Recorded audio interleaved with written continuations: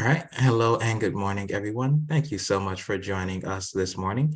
Today, as we talk about healthcare in the U.S., my name is Advisor Antoine, and this morning I will be joined by Advisor Tiana. And today we're really just going to talk a lot about healthcare in the U.S., as well as some of the differences that there are in the U.S. versus maybe some other countries. All right. So hopefully you all can see my screen all right. If anyone does have any issues, please let me know. But yeah, again, my name is Advisor Antoine. I have been with AMO for about 3.5 years now, and I am the lead advisor for the advisors team, and I have assisted many individuals get rotations in the U.S. And Tiana, if you would like to introduce yourself. Yes, my name is Tiana. I'm also an advisor here. Been with AMO for about 4 years. And I will be helping you guys today with learning more about the US healthcare system. Of course. All righty. So yeah, we can go ahead and just jump right into it. So one of the first things I do want to talk about is, who exactly is AMO? AMO was founded about 10 years ago, and our mission is to be able to provide access to as many clinical rotations to as many medical students and graduates as possible. Our platform is really designed to help ensure that individuals can find those different placements and really be able to find a true U.S. healthcare experience. I think in my time in being here, one of the things that I've learned is that sometimes there are a few sort of misconceptions that individuals have about U.S. healthcare, and maybe some of the expectations that you would have. I think maybe one of the biggest things that everyone is familiar with is, wanting to do rotations in the hospital. As much as, I understand why you would want to do a rotation in the hospital, healthcare in the US just traditionally does not occur primarily in the hospital. I think one of the big things that most people don't realize right away is that healthcare in a lot of under countries is subsidized largely by local government, whereas here in the US, a lot of the healthcare is privatized. And so what you will find is that the vast majority of healthcare does occur within the clinic. I'm sure many people have heard of the joke of, like, hey, if you're in America, you maybe don't want to go to the hospital. But in reality, the hospital really is just saved for a lot of those emergency situations, right? You think of, your ER medicine, right?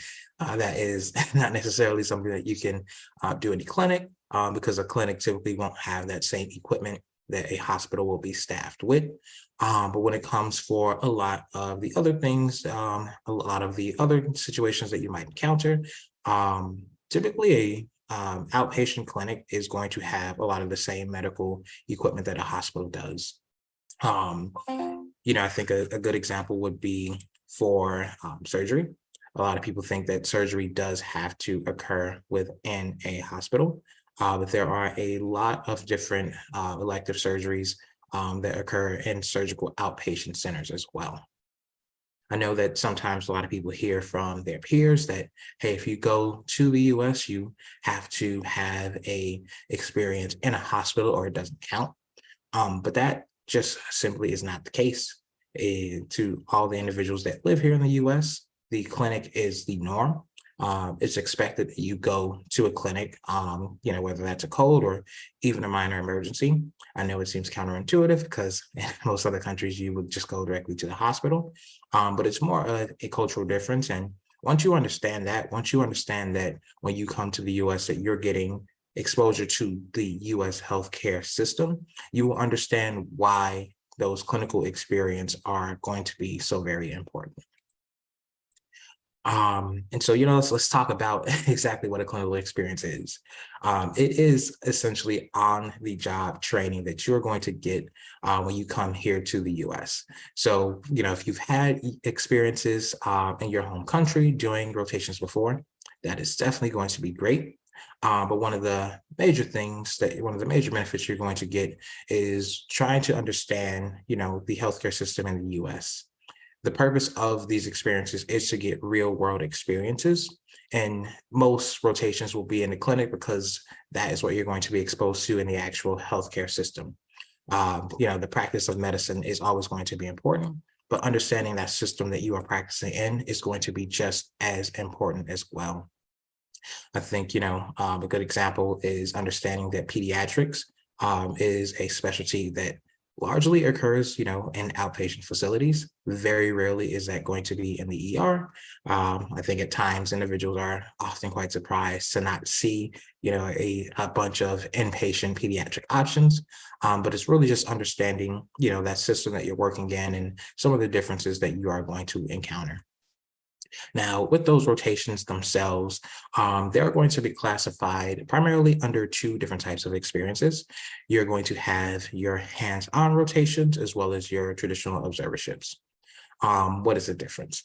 So for hands-on rotations, you are going to be able to have that direct patient interaction. So you will be able to speak with the patients. You will be able to perform some of those simple non-invasive procedures. You will be able to practice those clinical skills and perform some of those practical examinations. For observerships, there is a bit of a difference. You're not going to have that direct patient interaction, but that doesn't mean you're not going to get a great experience. You are still going to have that opportunity to shadow the physicians directly. You will still be able to observe a lot of those top procedures, and you will still be able to participate in active case presentations, as well as practice differential diagnoses with the physicians. Now, another term that I know sometimes we hear often is the term electives, and I know Tiana has a bit that she will want to add about that. Yeah, so we get many trainees that tie the term elective to hands-on rotations. They don't consider observerships to also be an elective. So I just wanted to quickly explain the explanation behind the term elective and what that could mean when it comes to US clinical rotations. When it comes to electives, they're basically clinical training outside of your core curriculum. So it could be a different area of interest that you're focused on, or a different specialty that you haven't been exposed to. With electives, it could be hands-on or observership. So just keep that in mind when you're applying. Don't tie it to just one program type. It could be both of those when you are looking for electives. Of course, and thank you for sharing that, Tiana. And I think another thing that we often encounter as well are individuals, looking potentially at virtual rotations. Now, I know, you might be thinking, why are we talking about virtual if we're talking about healthcare in the US? But virtual telemedicine is something that is here in the US. It is something that is here to stay. I will tell you now, if you are planning to become a physician in the US, you will encounter telemedicine. Virtual rotations, about 93% of physicians are expected to invest in telemedicine over the next 10 years. And this is something that is being pushed specifically by insurance companies. I think I mentioned earlier, right, one of the core differences between the US and maybe some other countries is that healthcare here is privatized. Well, because of that, those private insurance companies are going to be the ones that are going to push the ways that medicine is practiced. So telemedicine is a way to help reduce the overall cost of practicing and providing medical care. And so that is something that you're going to see more of. That is something that me as a US citizen, that is something that I encounter whenever I want to visit the physician. I think the onset of COVID definitely helped to speed that process up. But trending towards telemedicine, whenever that is an option, is going to be the norm. And so, if you are considering doing a rotation in the US, and let's say for whatever reason, you're not quite sure if you are going to be ready to travel as soon as you want, I highly, highly, highly recommend considering a virtual rotation as well, because that is a US clinical rotation.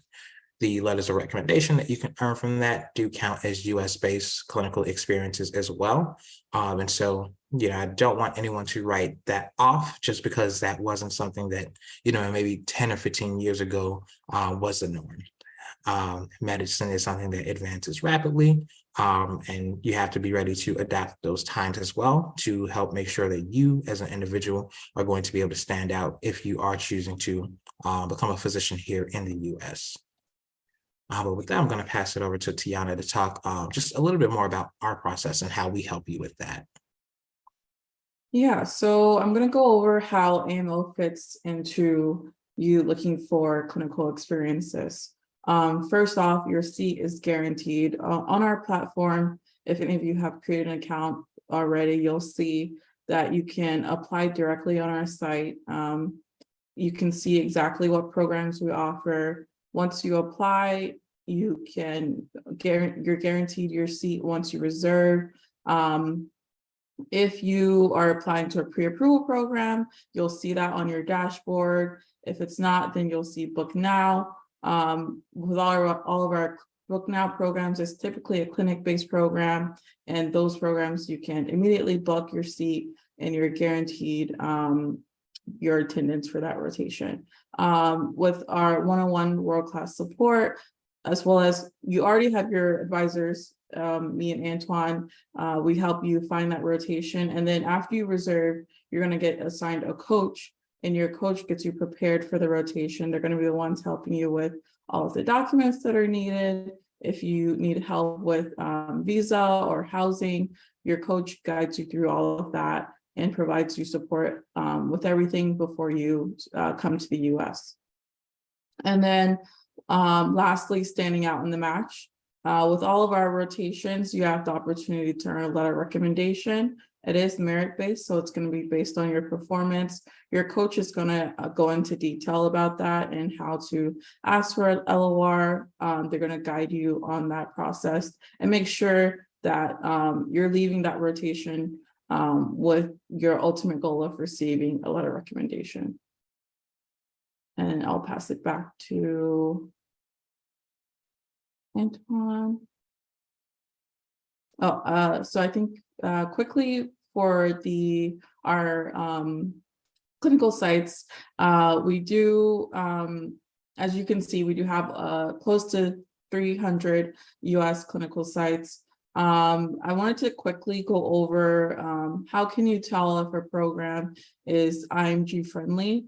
When we are onboarding programs, we want our preceptors to understand that most of our trainees that are attending our rotations are IMGs. So any program that you attend with AMO, you are guaranteed to know that that program is IMG friendly. We don't want to have any programs that are not IMG friendly because that would be against what we stand for. When you are applying, you'll definitely see programs in those historically known IMG friendly states like California, Florida, Texas, New York, but just know that all of our programs are IMG friendly. Definitely. Thank you for sharing that, Tiana. A strong percentage of U.S. physicians are internationally trained, and I think a good percentage of some of the physicians that we partner with directly are IMGs as well. So definitely a concern that if you have, I can tell you that it's something that you don't have to worry about at all. But just diving into that, I know I mentioned a lot about, healthcare in the US and the clinic versus the hospital. I want to talk a little bit about some of the clinical partners that we have. AMO partners, first and foremost, directly with many different physicians, clinics, hospitals, and hospital systems, as well as universities. And a lot of those partnerships, I think a lot of people sometimes see many of these different names, but when you visit the site and you utilize a filter, which Tiana will go ahead and give us a little demo as we get closer to the end, there is a filter called hospital programs, which sometimes I think a lot of individuals utilize. When filtering for that or inpatient exposure, sometimes individuals are looking for rotations that occur strictly within the hospital. What you'll see is when you go there that maybe not necessarily there are as many options as you would think, or perhaps the options that you were looking for have already been booked if you are looking for the upcoming months. But just because you don't see some of those programs pop up there under that hospital programs doesn't mean that there aren't rotations that we have available by some great hospital systems. I think a couple of examples would be something like UI Health. That is a system here in Chicago where AMO is located. And I do know that we have an OB-GYN rotation associated with them. And that is going to be a rotation that does have both so inpatient and outpatient exposure. Florida International University also, I think, is another program that we have, and that is a university system. And some of the rotations that they had occur only within the outpatient clinic setting.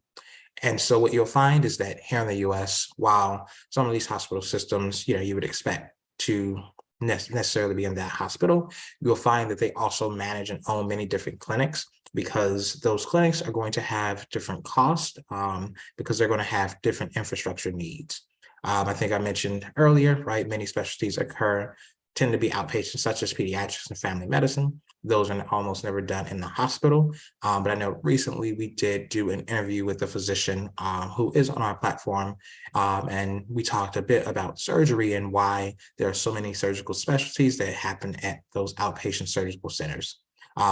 It's just, even if it's with the clinic, it doesn't mean that it's not affiliated with one of those hospital systems, nor does it mean that that rotation, that physician there isn't going to be able to give you a quality experience. And I think that is always the biggest concern that a lot of individuals have is, will I get a quality experience?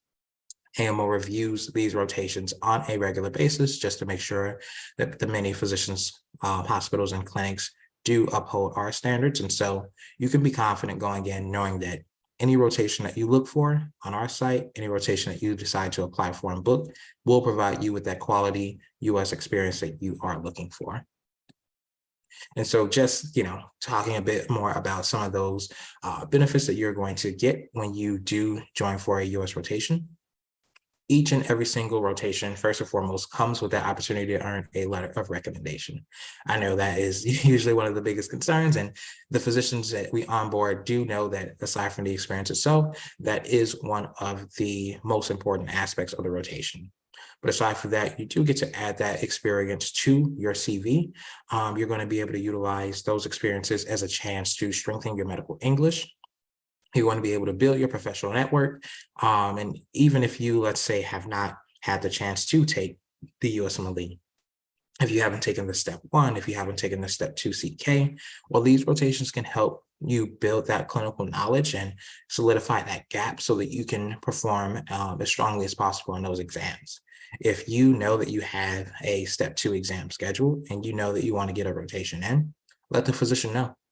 Let them know that you are looking to complete the USMLE step 2, and they are going to provide you with an experience that better helps to prepare you for that exam. They're not going to tell you what's on that exam. They're not going to give you the answers, but they're going to make sure that the experience prepares you in such a way that when you go into that exam and you see those questions, you can be confident. One of the last things I want to mention is that we do also work directly with many schools to help individuals attain core or elective credits for their rotations. If that is something that you are looking for, definitely make sure when you reach out to an advisor, you let us know. We may already have a partnership with your school, but even if we don't, we are more than happy to work directly with you and your university to see if any of the rotations that we have will be able to fulfill some of those requirements. At the end of the day, our goal is to make sure that this overall experience is going to enhance you as an individual and help enhance that CV so that you can secure a residency position upon graduation. Now, one thing I do want to share a bit more of is just a couple of stats for the 2022 match rate. Here you can see, and hopefully it's very clear to everyone, but based on survey that we took from the students who have gone through rotations for us, we do statistically have a bit of a higher match rate for IMGs compared to that standard match rate. So we'll go from right from left.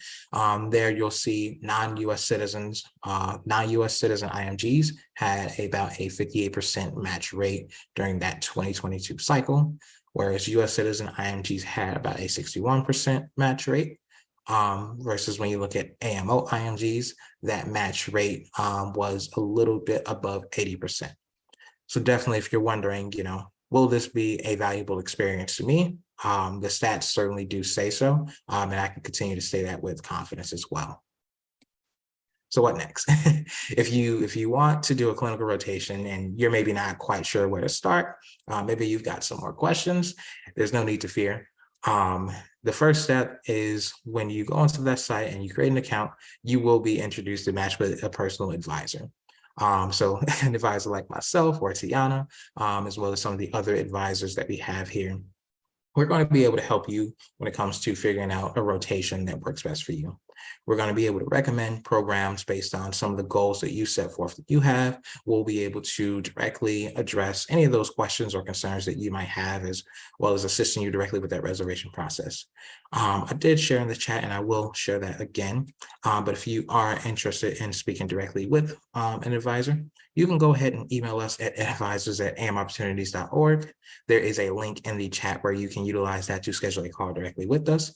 But you can also send a message to us directly on WhatsApp, that number there, 312-241-0640. And one of us will be able to assist you with finding a rotation. Please, if you have any questions at all, never hesitate to reach out, because we will do our best to help you find that rotation. And once we do help you find a clinical rotation that's going to work best for you, and you do reserve that, you're going to be passed on and you'll be able to meet one of our lovely visitor experience coaches. So whereas us advisors are here to help you find that program that works best for you, that AMO coach is going to be your personal one-on-one success guide there to make sure that you are all set for your program. So they're going to help you make sure that you can enroll on time. They're going to work to verify those documents that we require. They're going to help you when it comes to looking for accommodations, as we know that sometimes for many individuals, it may be their first time visiting the US, or it may be their first time visiting that particular state. We also do provide support for a visa. If you are looking to join for a clinical rotation, you simply need a visitor visa, a tourist visa, so a B1, B2 visa. And there is a carve out under that visa that allows individuals to join for those short-term clinical rotations, but they'll be able to help you by providing that visa invitation letter. So, you don't have to worry too much about any of those documents. The only thing that we ask of you is that you let us know if you have any issues so that we can assist you with that. And just to dive a bit into some of those documents, I want to let it be known that you do not need all of these documents in order to apply for a rotation. Generally speaking, as long as you've created an account, you filled out that information, and you upload your CV or resume, that is all you're going to need to apply for a rotation and reserve. There are a few rotations that may require more documents, but that will always be listed. But our goal is to ensure that there is no barrier to you finding a rotation that is going to help propel your career. Now, once you are reserved, that is when some of those documents are due, and you can see them here on the screen, but I just want to go ahead and point out a couple that people tend to worry about. The English proficiency requirement, that tends to be the easiest requirement that you can fulfill. As long as you feel comfortable and confident in speaking in English, then that is something that you do not have to worry about in the least. Now, a document that does tend to take maybe a little bit more time does tend to be the immunizations document. And that is a document that I won't say it's difficult, but it may take time because we do have a specific form that needs to be filled out by a primary care physician. It can be filled out by anyone here in the US or anyone in your home country or wherever you may be. But that document is the one that tends just to take the longest. Things such as, malpractice insurance or HIPAA agreement, those are going to really be dependent upon that rotation itself. But if you have any sort of issues with that, you don't have to worry about that. And then obviously, if you are looking to join for a virtual rotation, you don't have to worry about those immunizations that I talked about. You don't have to worry about finding health insurance, or you don't have to worry about providing that visa. So there are a lot of documents, but it's really simple. And if you've got any questions, there is a team that is going to be ready to assist you and answer any of those questions you might have. But with that, I think we've talked a lot about the US healthcare system and a bit about our process, but, how do you get started? What is that first step that you take? You can go ahead and right here, scan on the screen. This is a QR code that will allow you to sign up directly and create an account with AMO. That is going to be that first step. As long as you visit that amopportunities.org/sign up, you'll be able to create an account, confirm your email, update your preferences, and from there you will be able to browse the different 280 plus rotations that we do have available. With that, Tiana, if you would mind taking over the screen, and you can go ahead and give a quick demonstration about how to utilize the site. Yes, I will share my screen now. And if you already have an account, you can follow along. All right, so once you create your account, you will have full access to our search platform. On our search platform, you'll be able to see all of our rotations. Now, let's say you want to look for rotations in a specific specialty. Here is where you can add those filters in. If you're only looking for internal medicine, you can add that filter. Let's say if you only want New York, just simply can add that state filter, and then you could also add specific cities that you are looking for, as well as additional tags if you were looking to get a flexible rotation. Say you can't attend a full 4 weeks, you're looking for 3 weeks, or a later start date, or ending a rotation early. You can look at flexible rotations that way. If you're looking for inpatient exposure, last minute programs, research, you can go through all of these specialties once you create your account and take a deeper dive into those. Here's where you'll be able to see the rotation types that we offer: hands-on, observership, research, and virtual. You can add that filter if you are looking for any particular rotation type. Here is where you'll be able to see your results. So right now you see in New York internal medicine, we have 20 programs offered for both virtual and in person.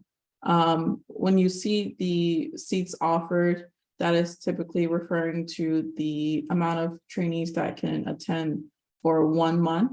So in that 1 month of the program, if it says 1 seat, then you would be the only trainee there. 2 seats, there'd be another trainee, and so forth. When you go to the program page, on the top, you'll be able to see if it's outpatient or inpatient. Some programs incorporate both, and you'll be able to see that on the top. The duration is also here, listed here with the total cost of the rotation. This is including the deposit, so there's no additional fee for reserving your rotation. This is the total cost. You'll be able to see the academic affiliation, the hospital affiliations, the expectations, what you can expect from the rotation. The exposure type is listed here again for you, who it's best suited for, patient load, and more information about the program. If there's malpractice insurance needed, you'll see that. If there's public transit available, it'll be listed here. And then you'll have your schedule here. All of our programs have a minimum of 20 hours per week. This is the general schedule. Obviously, it's based on patient load. So there might be some days where you start after 8 a.m. or you end before 5. But this is the general schedule for this specific program. Each program has their own schedule, but you can refer to this when applying. And then next to it, you'll be able to see the location. So if you zoom in and say you need to look on Airbnb or some hotel sites, look up, you can basically just look up Soho in New York, and you'll be able to see options regarding housing in that area before making a decision. Obviously, after you reserve, your coach is going to provide you with better recommendations, but in case you want to get an idea, that is how you can search. And then towards the bottom, you'll be able to see the previous trainees' reviews. These are all from trainees that have attended this particular rotation, and you can read through all of them and see how their experience went. And then to apply, so say you're looking to do hands-on, you just select that. and then you'd select your start date. All of our rotations start the first Monday of each month.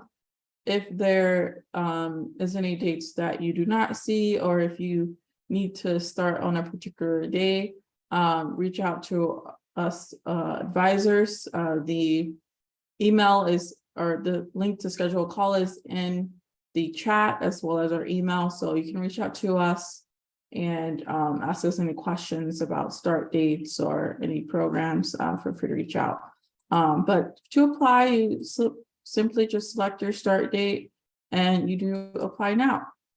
And I believe earlier I mentioned how we have Book Now programs, and this is one of those Book Now programs. So I could immediately book this program, start booking this program right now, because my application, when I created my account, I filled out the necessary information for Book Now programs. So there's not too much that I need to start uploading. And then after I book my rotation, I'll be assigned my coach, and they'll help me with getting those documents completed. And you'll see here on your dashboard, our FAQ page, how to reach an advisor. If you apply too many applications, you can cancel them easily.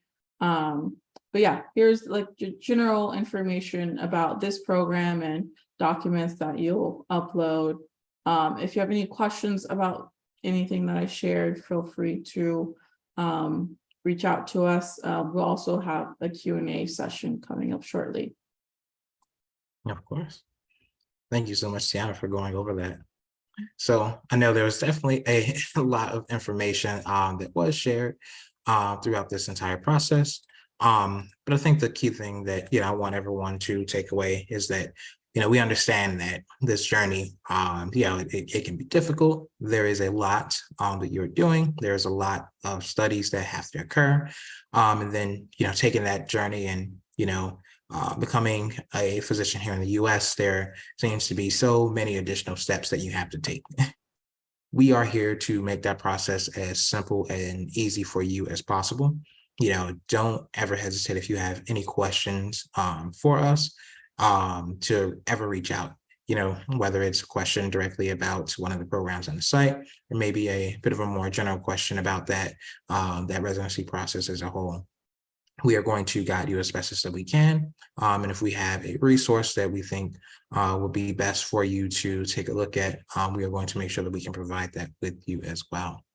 But with that, we have reached the conclusion of the webinar portion itself. During this time, if you have any questions at all, please feel free to go ahead and ask those in that Q&A section. All right. All right, so we've got a couple of questions coming in. All right, and so someone asks, are there hospital-based rotations for IMGs in Las Vegas? So that is going to be a great question. Specifically for Las Vegas, I do not believe we currently have a hospital-based rotation there, but that is something I can certainly go ahead and assist you with. Tech Keste, I believe, hopefully I'm pronouncing that correctly. If you would like to go ahead and send us an email, and if you don't see it in the chat, let me just share that again, advisors@amopportunities.org. If you want to go ahead and send that email in right now, what I can certainly do is check to see for that for you. But definitely, let us know that specialty that you're looking for.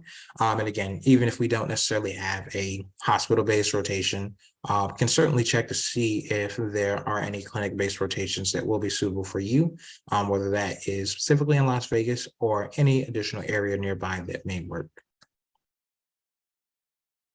All right, so Sultan asks, do LORs have an expiration date? Can they be re-uploaded later? Sultan, that is an excellent question. So for individuals who are looking to earn those U.S.